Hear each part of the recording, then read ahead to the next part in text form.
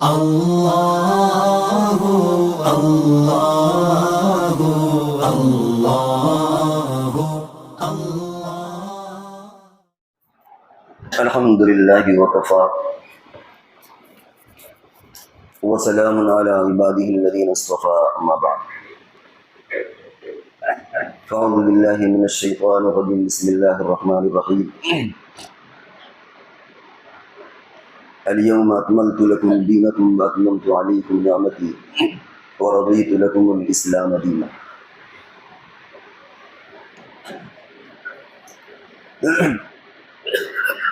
اس وقت جن حالات میں ہم جی رہے ہیں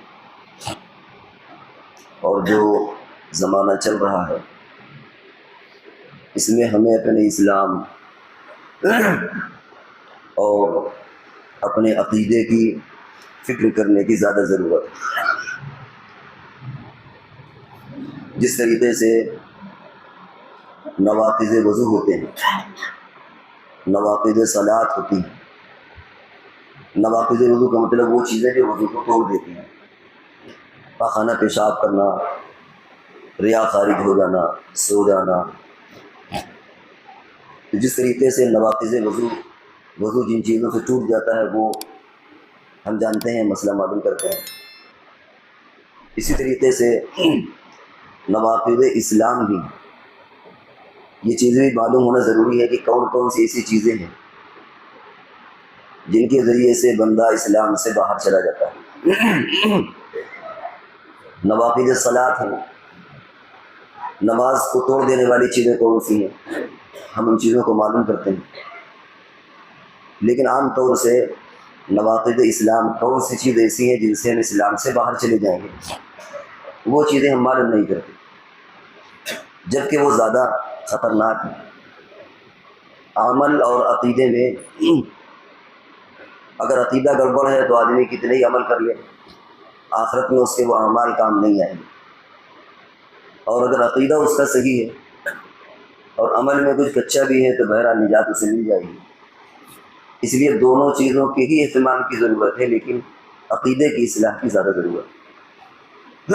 تو جس طریقے سے ہم مسائل کے تعلق سے پوچھ کر کے عمل کرتے ہیں، روزہ کن چیزوں سے ٹوٹ جاتا ہے، وضو کب ٹوٹ جاتا ہے، نماز کب چلی جاتی ہے، ختم ہو جاتی ہے، اسی طریقے سے نواقض اسلام کون سی چیزیں ایسی ہیں، کون سے عقیدے ایسے ہیں جن سے بندہ اسلام سے باہر ہو جاتا ہے، وہ چیزیں بھی جاننے کی ضرورت ہے۔ اسلام کا عقیدہ بالکل واضح اور ظاہر ہے، اور بہت مرتبہ ایسا ہوتا ہے کہ جب مسلمان اپنے عقیدے کا اظہار کرتا ہے تو بعض لوگوں کو تکلیف اور پریشانی ہوتی ہے۔ ہم کہتے ہیں آمنت باللہ، اللہ پر ہم ایمان لائے، اللہ ایک ہے، لا الہ الا اللہ، یہ ہمارا کلمہ ہے۔ تو اب اگر کسی عیسائی کو یہ تکلیف ہو کہ صاحب ہم تو 3 خدا مانتے ہیں، عیسیٰ، مریم، اللہ، یا عیسیٰ اور اللہ اور جبریل، 3 کو ثالث الثلاثہ، 3 کو ملا کر کے خدا مانتے ہیں، تو ٹھیک ہے، وہ تمہارا عقیدہ ہے، اگر ہم اپنے عقیدے کا اظہار کر رہے ہیں تو کسی کو تکلیف نہیں ہونا چاہیے۔ یہود کہتے ہیں وقالت الیہود عزیر ابن اللہ، کہ حضرت عزیر اللہ کے بیٹے ہیں، ٹھیک ہے بھائی، تم مانو، ہم سے کیا لینا دینا ہے، لیکن اگر ہم عقیدہ بیان کریں تو ہمیں تکلیف نہیں ہونا چاہیے۔ اسی طریقے سے آمنت باللہ و ملائکتہ، ملائکہ کے تعلق سے مسلمانوں کا ایک عقیدہ ہے۔ اب اگر کسی کو اس میں تکلیف ہو تو یہ اس کی اپنی پرابلم ہے، ہمیں اپنے عقیدے کے اظہار کی آزادی ہے اور ہونا بھی چاہیے عقلی اعتبار سے بھی۔ اسی طریقے سے مسلمان اور رسول ہی تمام رسولوں پر ایمان لاتا ہے، اور نبی اکرم صلی اللہ علیہ وسلم پر ایمان کے ساتھ ساتھ آخری نبی بھی مانتا ہے۔ اب اگر مسلمان اپنا یہ عقیدہ بیان کرے اور کوئی یہ کہے کہ صاحب ہمارا رد ہو رہا ہے، ہم تو نبوت کو جاری سمجھتے ہیں، نبوت کے بعد بھی نبی آنے والے ہیں، آتے رہیں گے، جیسے قادیانی کہتے ہیں، اور بہت سے دوسرے لوگوں کا عقیدہ ہے، تو یہ ان کی پرابلم ہے۔ ہمیں اپنے عقیدے کو ماننے اور اسے اظہار کرنے کی آزادی، اور ہم اس کو کہتے رہیں گے کسی کو تکلیف ہو تو اس کا مطلب یہ کہ اس کا اپنا مسئلہ ہے، ہمیں اس سے کچھ لینا دینا نہیں ہے۔ کیونکہ کبھی ایسا ہوتا ہے کہ اگر آپ اپنے عقیدے کا اظہار کریں، اس کو بیان کریں، تو دوسرے لوگ کہتے ہیں صاحب یہ رد کر رہے ہیں، بات رد کی نہیں ہے، ہمیں کسی رد کرنے سے کیا لینا دینا، ہم تو اپنی بات کہہ رہے ہیں کہ مسلمان ان کو کہتے ہیں، مسلمانوں کا یہ عقیدہ ہونا چاہیے. اب اس کو کوئی اگر رد محسوس کرے تو اس کا اپنا مسئلہ، اس کی پرابلم. نبی اکرم صلی اللہ علیہ وسلم نے قیامت تک جو احوال، بڑے بڑے حادثات ہوں گے، اسی طرح قیامت کی جو علامتیں ہوں گی وہ آپ نے بیان فرما دی. کتاب الملحمہ، ملاحم کے نام سے مدرسوں میں حدیث کی کتابیں پڑھائی جاتی ہیں، ان میں یہ باب بھی آتا ہے جس میں بڑے بڑے واقعات ہوں. اشراط الساعہ، قیامت کی علامتیں، قیامت کی نشانیاں، اس تعلق سے بھی احادیث کے اندر جو ابواب آئے ہیں مدرسوں میں وہ پڑھے اور پڑھائے جاتے ہیں. کیا کیا حادثات آئیں گے، کیا کیا واقعات رونما ہوں گے، جیسے دجال کا آنا ہے، عیسیٰ علیہ السلام کا نازل ہونا ہے. بڑے بڑے حادثات میں بہت سے حادثات کا ذکر ہے، ان کی تفصیل کا موقع نہیں ہے. اسی طریقے سے آپ نے یہ بھی فرمایا ہے کہ میری امت میں 72 فرقے ہوں گے، 72 کے 73. بنی اسرائیل میں 72 ہوئے تھے اور میری امت میں 73 فرقے ہوں گے. اب مسئلہ یہ ہے کہ اگر آج کل فرقے پائے جا رہے ہیں تو اس میں گھبرانے کی ضرورت نہیں ہے. اگر وہ فرقے نہ ہوتے تو گھبرانے کی ضرورت تھی کہ نبی اکرم صلی اللہ علیہ وسلم نے پیشین گوئی تو کی ہے، لیکن پیشین گوئی وہ نظر نہیں آ رہی. آخر کیا حضور کا قول نعوذ باللہ جھوٹا تھا یا آپ نے کوئی غلط پیشین گوئی کی تھی، نعوذ باللہ. لیکن اگر وہ فرقے آ رہے ہیں تو اس میں کوئی گھبرانے کی ضرورت نہیں. صحابہ کرام نے اس تعلق سے بہت زیادہ وہ فرقے کیسے ہوں گے، کیا ہوں گے، بہت زیادہ دلائل نہیں مانگے، بلکہ یہ فرمایا کہ اللہ کے رسول ہم کیسے جانیں کہ کون سا فرقہ برحق ہے، کون سا فرقہ صحیح ہے، غلط ہے. آپ نے فرمایا ما انا علیہ واصحابی، جس پر میں اور میرے صحابہ ہیں بس وہ طریقہ صحیح ہے، اس کے علاوہ جو طریقے ہیں وہ غلط. تو صحابہ کرام نے بہت زیادہ دلائل نہیں مانگے. یہ بات اس پس منظر میں کہی جا رہی ہے کہ ہمیشہ بحث اور مباحثہ اچھا نہیں ہوتا. اس سے پہلے جمعوں میں بھی یہ بات آئی ہے کہ ہمیں ان چیزوں میں جو مسلمات ہیں، جو عقائد کی چیزیں ہیں جن پر سب کچھ طے ہو چکا ہے، ان پر نئی بحث کی ضرورت نہیں ہے. کوئی اللہ پر بحث کرنے لگے کہ اللہ دو ہیں یا کئی ہیں، بحث کی ضرورت نہیں ہے. کوئی حضور صلی اللہ علیہ وسلم کے ختم نبوت پر بحث کرنے لگے کہ صاحب بعد میں کوئی نبی آئے گا کہ نہیں آئے گا، بحث کی ضرورت نہیں ہے. چاہے وہ جتنی اچھی بات لے آئے، ہو سکتا ہے کہ وہ کہیں کہ صاحب نبوت تو ایک نعمت ہے، تو نعمت کا جاری رہنا تو اچھی چیز ہے، نعمت کا بند ہونا اچھی چیز نہیں. وہ نبوت کا جاری رکھنا، نبی کا جاری ہونا اس کو نعمت مانتا ہے. حالانکہ اس سے بڑھ کر کے دنیا میں کوئی زحمت نہیں کہ اگر نبی اور آگے آتا رہتا. یہ سمجھ کر پھر بلکہ غلط فہمی پیدا کی جا رہی، کیونکہ اگر نبی آتا رہتا تو جو جب سے دنیا بنی ہے یہ تجربہ ہے کہ جب نیا نبی آتا ہے تو کچھ ایمان لاتے ہیں، کچھ نہیں لاتے. اب ظاہر بات ہے کہ ایک گھر میں ہو سکتا ہے کہ باپ ایمان لے آئے، بیٹا نہ لائے، بیٹا ایمان لے آئے، باپ نہ لائے، شوہر ایمان لے آئے، بیوی نہ لائے، یا اس کے الٹا ہو جائے، ایک بھائی ایمان لائے، بھائی نہیں. تو گھر میں انتشار ہوگا، جھگڑے ہوں گے. اور اس سے پہلے ہوئے، ایک ایمان لایا، ایک ایمان نہیں لایا. اور اس زمانے میں خالی اتنا ہی کافی نہیں کہ ایمان نہ لاؤ تو چلے گا، بلکہ اگر ایمان نہ لائے تو وہ کافر ہو جائے گا. آج اگر کوئی عمل نہ کرے تو چلو بھائی کم سے کم کافر تو نہیں ہوگا، گنہگار ہے وہ. لیکن اگر کوئی نیا نبی آئے اور کوئی ایمان نہ لائے تو کافر ہو جائے گا وہ. اور آدمی کو اپنے عقیدے سے، اپنے مذہب سے بہرحال محبت ہوتا ہے.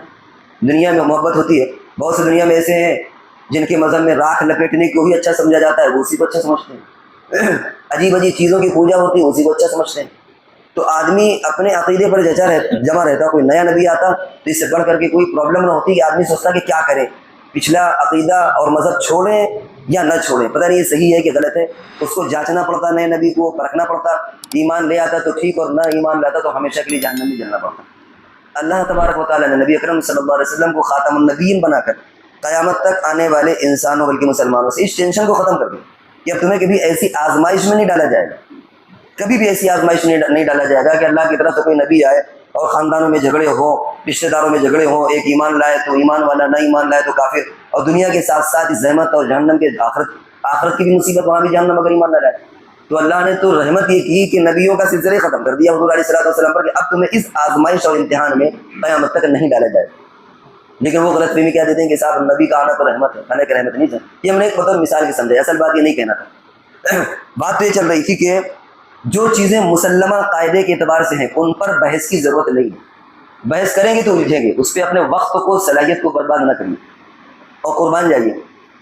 حضرت امام ابو حنیفہ رحمۃ اللہ علیہ پر امام صاحب کا فتویٰ ہے کہ اگر کوئی آدمی ختم نبوت کے بارے میں کو خطر یعنی اس کو غلط کر اس پر عقیدہ نہ ہو اور نئے نبی کے آنے کا اسے وہ یعنی بحث کرنا چاہے، یا یہ کہ نئے نبی پر ایمان لائے. مثال کے طور پر کوئی قادیانی ہے، وہ مرزا قادیانی پر ایمان لایا اور وہ کسی سے کہہ رہا ہے کہ بھائی نیا نبی آ سکتا ہے، ختم نبوت کا عقیدہ صحیح نہیں ہے، اس کے بعد بھی نبی آ سکتا ہے، اور کسی صحیح العقیدہ نے یہ کہہ دیا کہ اچھا دلائل دو، فرمایا کہ کافر ہو جائے گا۔ کتنا عجیب و غریب بات ہے کہ اگر کوئی یہ کہے، مثال کے طور پر آپ اللہ کو ایک مانتے ہیں، اب کوئی کہے کہ خدا دو، یہاں پہ دلیل دو، فرمایا کہ کافر ہو جائے گا۔ کیوں؟ ضرورت کیا ہے اس بحث پہ پڑھنے کی؟ حضور علیہ الصلوۃ والسلام آخری نبی ہے، سب سے آخری نبی ہے، آپ کے بعد اس بحث کی ضرورت کیا ہے کہ نبی آئے گا کہ نہیں؟ ضرورت ہی نہیں ہے، اس پر اپنے وقت کو برباد کرنے کی ضرورت ہی نہیں ہے۔ تو یہاں تک امام ابو حنیفہ رحمۃ اللہ علیہ نے تاکہ اس دروازے کو بند کر دیا جائے، اس لیے جو عقائد کے بعد طے ہو چکے ہیں ان پر مزید بحث کرنے کی کسی کو ضرورت نہیں ہے۔ اگر بحث کرے گا تو ڈر یہ کہ وہ ایمان سے نکل جائے گا، اس لیے اب رہا ہے کہ واقعتاً وہ ایمان میں رہے، وہ ایک الگ مسئلہ، بات یہاں پر یہ نہیں، بلکہ فالتو چیزوں پر بحث کرنے کی ضرورت نہیں ہے۔ تو نبی اکرم صلی اللہ علیہ وسلم نے ساری چیزیں صاف صاف بیان کر دی، ایسا ایسا ہوگا، حادثات اس طرح آئیں گے، اس طرح عربوں میں بگاڑ پیدا ہوگا، اور ایسی ایسی جنگیں ہوں گی۔ اگر یہ چیزیں نہ آتی تو فکر کی بات تھی کہ حضور نے فرمایا وہ چیزیں آ کیوں نہیں رہی۔ ان چیزوں کا آنا یہ فکر کی بات نہیں ہے، اپنے آپ کو جمانے کی بات ہے کہ اسلام پر جمائے رکھو، لیکن اس سے زیادہ ٹینشن ہونے والی بات نہیں ہے۔ اس کو آپ ایک مثال سے سمجھیں۔ ایک بادشاہ کو اس کے وزیر نے یہ مشورہ دیا کہ بہت پرانی بات ہے کہ ہم یہ چاہتے ہیں کہ شہر میں ایک اونچا مینارہ بنوایا جائے، تاکہ اس مینارے پر کھڑے ہو کر کے کبھی بھی جائزہ لینا چاہیں تو ہم شہر کا جائزہ لے لیں، رات میں اوپر کچھ چوکیدار بیٹھا لیں کہ بھائی ہمارے شہر میں، ہمارے علاقے میں کوئی دوسرے ملک کا تو نہیں آ رہا، تو رات اور دن میں چوکیداری کے لیے، رصدگاہ کو یعنی جائزہ لینے کے لیے، دیکھنے کے لیے، شہر پر چوکسی کے لیے، ہر طرف نظر کرنے کے لیے ہم یہ چاہتے ہیں کہ ایک اونچا مینارہ بن جائے تاکہ وہاں سے ہم پورے شہر کا جائزہ لیں۔ بادشاہ نے کہا کہ اس فالتو کام کی کیا ضرورت ہے، بلا وجہ پیسہ خرچ ہوگا، اتنا پیسہ تو ہم تعلیم میں لگا دیں گے، یہاں لگا دیں گے، وہاں لگا دیں گے، اس کی ضرورت کیا ہے، اس کا فائدہ کیا ہے؟ جو چیز ہونا ہے وہ تو ہو کر کے رہے گی، اگر کسی کو حملہ کرنا ہے تو وہ حملہ کر دے گا، ہمارے دیکھنے نہ دیکھنے سے کیا فرق پڑے گا؟ ہمارے دیکھنے نہ دیکھنے سے کیا فرق پڑے گا؟ جس کو آنا ہے جب تک وہ آ جائے گا، کون کون مینارے سے اترے گا، کیا ہوگا، جب تک وہ کوئی اس طرح کے جدید آلات کا زمانہ نہیں تھا، تو آخر کیوں پیسہ ہم برباد کریں؟ اگر معلوم ہو بھی گیا تو کیا فائدہ ہوگا؟ جو چیز ہونا ہے وہ تو ہو کر کے رہے گی۔ اس وزیر نے کہا کہ اچھا ایسا ہے کہ اس کو آپ ایک مثال سے سمجھتے ہیں، اور مثال یہ ہے کہ ہم ایک پلاننگ کرتے ہیں، اس میں صرف اس پلاننگ کا پتہ ہمیں اور آپ کو ہوگا، باقی دربار میں کسی کو پتہ نہیں۔ پلاننگ کیا کی؟ کمہاروں کو حکم دیا کہ گھڑے بنائیں، بڑے بڑے انہوں نے گھڑے بنائے، اور جب بادشاہ کا دربار لگ گیا تو اس وزیر نے یہ حکم دیا، کچھ لوگوں کو متعین کیا کہ اوپر چھتوں سے وہ نیچے گھڑے پھینکے۔ اب جب اوپر چھتوں سے گھڑے پھینکے گئے، 1 2 3، تو وہ تو ایک بھگدڑ مچ گئی کہ شاید کیا ہنگامہ ہو گیا، کوئی بھوت ہے، جن ہے، یہ کیا ہے؟ اچانک سارے لوگ بھاگ گئے اس دربار سے، صرف بچا کون؟ وہ بادشاہ اور اس کا وزیر۔ اور وزیر نے مسکرا کر کے بادشاہ سے کہا کہ آپ نے سمجھ لیا، آپ کی سمجھ میں آ گیا کہ پہلے سے معلوم ہونا اور نہ ہونے میں کیا فرق ہے۔ ہمیں اور آپ کو پہلے سے پتا تھا کہ یہ پلاننگ ہے، گھڑے بنائے جائیں گے، وہ اوپر سے پھینکے جائیں گے، گریں گے، ان میں آواز ہوگی، گھبرانے کی ضرورت نہیں ہے۔ اور ان درباریوں کو پتہ نہیں تھا کہ کیا ہونے والا ہے، تو جب وہ گھڑے پھینکے گئے تو گھبرا کر کے سب بھاگ گئے کہ پتہ نہیں اٹیک ہو گیا، حملہ ہو گیا، یا کوئی جنات آ گئے، کیا ہوا کیا نہیں۔ ہمیں اور آپ کو پتہ تھا، ہم اور دونوں مسکراتے رہے اور بیٹھے رہے۔ ٹھیک اسی طریقے سے نبی اکرم صلی اللہ علیہ وسلم نے جو بھی پیشین گوئیاں کی ہیں قیامت تک، ان پیشین گوئیوں کا یہی مطلب ہے، وہ چیزیں اللہ کے منصوبے میں تھی، ان کو نہیں تھا، ہونا ہی تھا، لیکن ان کے اس طرح نبی اکرم صلی اللہ علیہ وسلم کے بتا دینے کی وجہ سے اطمینان ہو گیا کہ یہ چیزیں ہو رہی ہیں، یہ نارمل ہے، کوئی چیز ایسی نہیں جو ہمیں پہلے سے بتا نہ دی گئی۔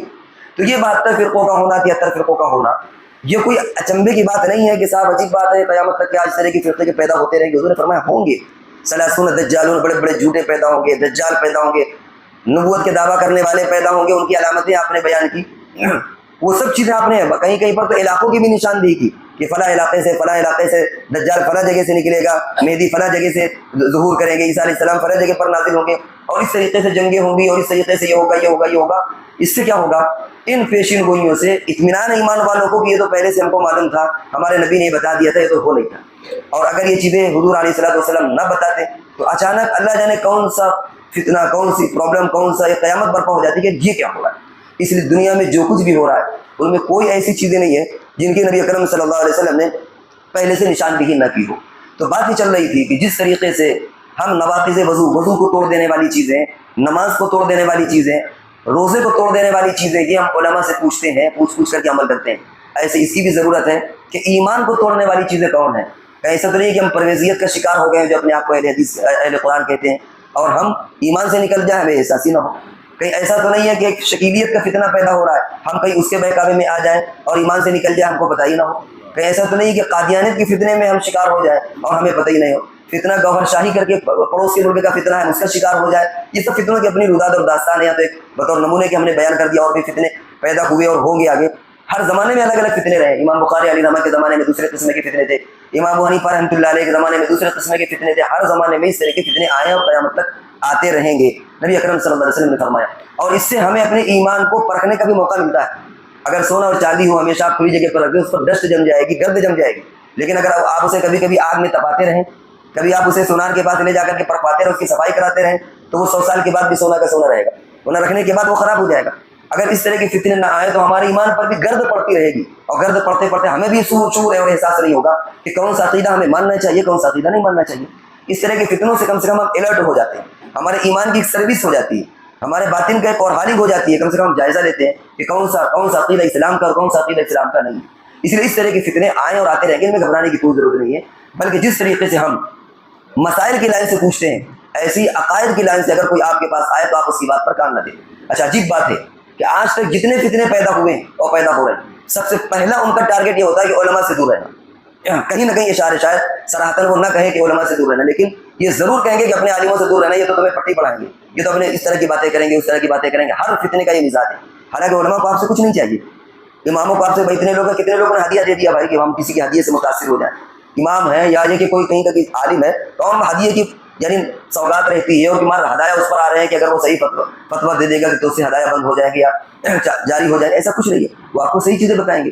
لیکن ہر فتنہ یہ آپ کو کیا کوشش کرتا ہے کہ صاحب عالموں سے دور رہنا, کسی نہ کسی عنوان سے. یہ آپ کو یہ نہیں بتاتے زمانے 11 سے واقف نہیں ہے, وہ ایسا ہے, وہ ایسا ہے, وہ ایسا ہے, اور ہم ان چیزوں کو رکھتے رہتے ہیں, اور کبھی کبھی ہمارا عقیدہ خراب ہو جاتا ہے. بعد میں ہم جب سنتے ہیں تو بھائی یار ایسا ہوا, ہم تو پرویزیت کے قریب سے ہو کر کے نکل گئے, یا فلانے آیا تو ہمیں یہ کہہ کر کے چلا گیا, ہم تو پتہ چلا مرزا علی انجینئر کے فتنے کا شکار ہو گئے تھے, اور ہم تو اس کی ویڈیو سنتے رہتے, ہم تو غامدی کی ویڈیو سنتے رہتے, ہمیں تو پتہ ہی نہیں کچھ ہے. بھائی سننے کے لیے علماء حق بہت کافی ہے, آپ ملک کے علماء معتبر بہت کافی ہے. ادھر ادھر ایسے لوگوں کو سننے کی ضرورت نہیں جو اللہ جانے کہیں سے کہیں بات پہنچا دیں. تو اس لیے علماء سے یہ فتنے جتنے ہوتے ہیں وہ دور رکھنے کی کوشش کرتے ہیں. اور ضرورت اس بات کی, جس طرح ہم مسائل کی لائن سے علماء سے قریب آتے پوچھتے ہیں, اسی طریقے سے عقائد میں بھی ہم علماء سے پوچھیں کہ صاحب ایسے کچھ لوگ آئے تھے, یا فلانا ہمارا ساتھی ہے, اس نے یہ بات کہی, یہ صحیح ہے یا غلط ہے, وہیں پر بریک لگ جائے گا. اور اگر گاڑی چل چکی تو پھر اسے روکنا مشکل ہوگا. اس لیے اپنی فکر کریں اور اپنے بچوں کی بھی فکر کریں.